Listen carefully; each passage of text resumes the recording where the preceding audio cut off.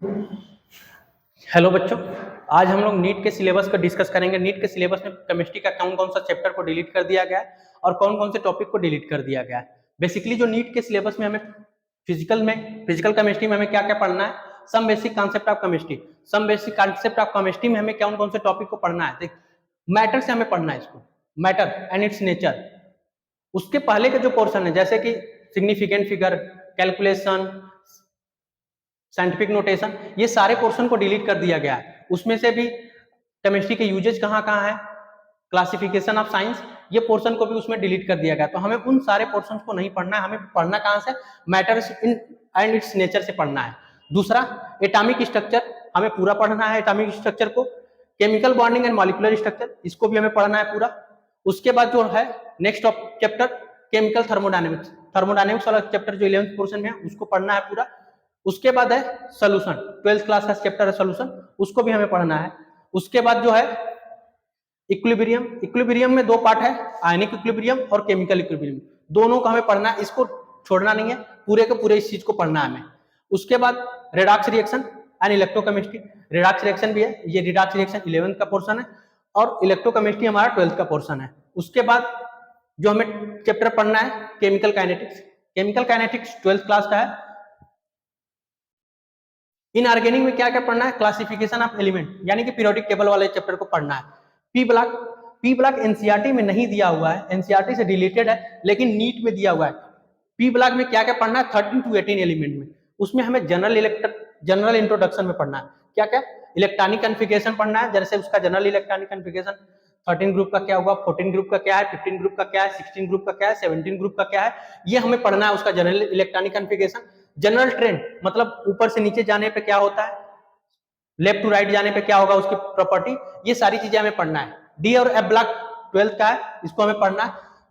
P block में 11th में भी दो ग्रुप 11th में दिया हुआ है, बाकी के 4 ग्रुप हमें दिया हुआ है 12th में। Inner transition element F block का है। कोऑर्डिनेशन कंपाउंड क्लास 12th का है, इसको पूरा पढ़ना हमें, इसमें से कोई डिलीट नहीं है। ऑर्गेनिक में हमें क्या क्या पढ़ना है, प्यूरिफिकेशन जिसको हम लोग जीओसी के नाम से जानते हैं जनरली, ठीक है, ये पूरी चीजें हमें पढ़नी है। उसके बाद some basic principle of organic chemistry, nomenclature में भी हमें क्या है, ट्रिवियल और आईपीएससी दोनों को ध्यान में रखते हुए पढ़ाई करनी है इसको।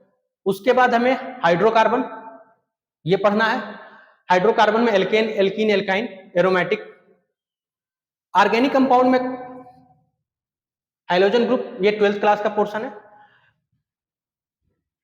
High-low alkene. उसके बाद कंटेनिंग ऑक्सीजन मतलब एल्कोहल, फिनाल, ईथर वाला चैप्टर से पढ़ना है, ये भी 12th क्लास का है। ईथर का कुछ पोर्शन हमें नहीं पढ़ना है, ईथर का स्ट्रक्चर सिर्फ पढ़ना है।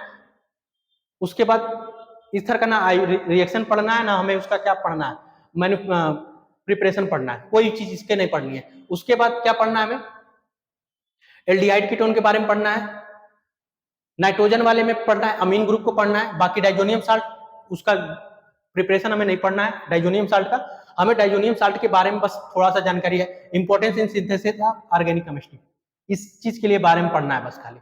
उसके बाद बायोमॉलिक्यूल्स, बायोमॉलिक्यूल्स में हमें पूरी चीजें पढ़नी होती है। उसके बाद डाउट आ रहा है principle related to the practical chemistry में, प्रैक्टिकल केमिस्ट्री में हमें क्या क्या पढ़ना है, तो प्रैक्टिकल केमिस्ट्री में हमें वही चीजों को पढ़ना है जो हमारे 11th और 12th में स्कूल में प्रैक्टिकल में कराया जाता था। उस प्रैक्टिकल में हमें क्या क्या पढ़ना है, कटायन एनायन का मतलब हमें साल्ट एनालिसिस के बारे में पता है, सॉल्ट एनालिसिस में क्या क्या पढ़ना है हमें, कटायन कौन कौन से पढ़ने हैं, लेड, कॉपर, एल्युमिनियम, आयरन के सॉल्ट, जिंक के सॉल्ट, निकल, कैल्शियम, बेरियम, इन सब के हमें सॉल्ट पढ़ना है। Enthalpy of solution of copper SO4, copper SO4 को अगर हम लोग वाटर में डालते हैं तो कितनी हीट निकलती है, उस चीज के बारे में हमें पढ़ना है। बाकी और जो हमें पोर्शन पढ़ने हैं वो हमें एनसीईआरटी को पूरे पढ़ते हुए आना है, जो भी एनसीईआरटी में दिया हुआ है उस चैप्टर को हमें छोड़ना नहीं है। उसके अलावा पी ब्लॉक हमारे एनसीईआरटी में नहीं दिया हुआ है, वो उसको हमें ओल्ड एनसीईआरटी से खोज के पढ़नी है। और वो भी हमें पी ब्लॉक में क्या बेसिकली पढ़ना है, पी ब्लॉक में हमें पूरी चीजें नहीं पढ़नी है, पी ब्लॉक में हमें पढ़ना है कुछ चीजें पढ़नी है।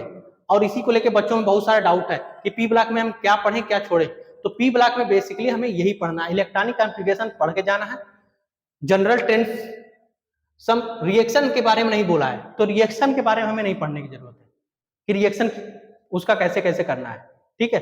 तो आज हम लोग बेसिकली सिलेबस के बारे में डिस्कस किए। सिलेबस में हमें बेसिकली एनसीईआरटी में जो चीज दिया हुआ है वो हमें पूरी तरीके से पढ़ना है। उसके बाद ट्वेल्थ की एनसीईआरटी, 11th की एनसीईआरटी, दोनों एनसीईआरटी को हमें अच्छे से पढ़ना है, फर्स्ट पार्ट और सेकेंड पार्ट दोनों का। उसमें से जो हमारा जो डिलीटेड चैप्टर है वो सिर्फ पी ब्लॉक डिलीटेड है, बाकी हमारी न्यू एनसीईआरटी और ओल्ड एनसीईआरटी। तो ओल्ड एनसीईआरटी हमें नहीं पढ़नी है, न्यू एनसीईआरटी पढ़नी है। न्यू एनसीईआरटी में से सारा पढ़ना है। ओल्ड एनसीईआरटी से सिर्फ हमें क्या पढ़ना है, पी ब्लॉक पढ़ना है। पी ब्लॉक में भी हमें पूरी चीजों के बारे में नहीं पढ़नी है, सिर्फ हमें जनरल इलेक्ट्रॉनिक कॉन्फ़िगरेशन के बारे में पढ़नी है, ठीक है। Thank you.